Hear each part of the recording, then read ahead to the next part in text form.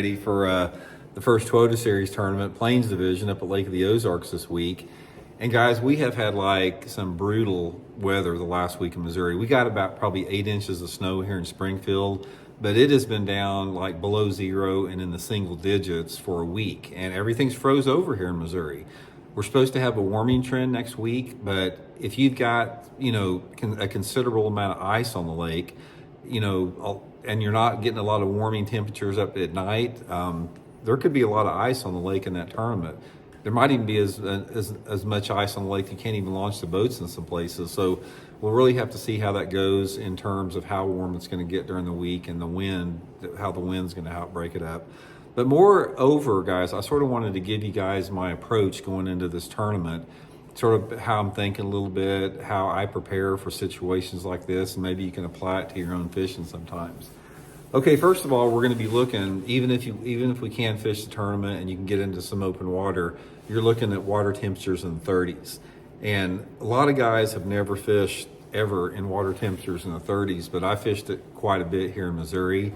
And one of the things that will surprise you is even when that water temperature is 37, 38, 39 degrees, those fish are more active than what you think they are. You would think that, the water's almost freezing, that those fish being cold-blooded, that they would be really lethargic and not move around much like a snake or a turtle.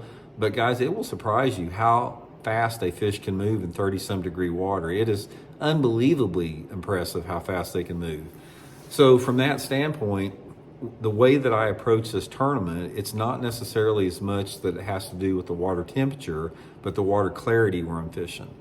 One thing that I have found out about cold water bass fishing is like the techniques and the way that you approach your fishing has to do more with the water visibility rather than the water visibility rather than the water temperature.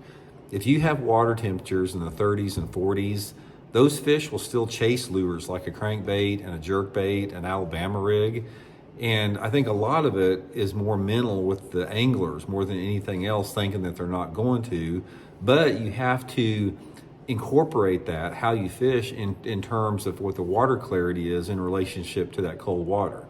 Now, I can tell you something right off the bat. When you're talking about water temperatures like we're going to have here at Lake of the Ozarks next week, you're not going to catch many fish out of stained water or out of off-colored water. That water temperature, in order to get those fish to bite in dirtier water, like water visibility of under 2 feet, you got to have that water temperature in the upper 40s for them to be, biting halfway decent at all. So given that, in this particular tournament, the first thing that I'm going to look for is clear water. And I don't normally like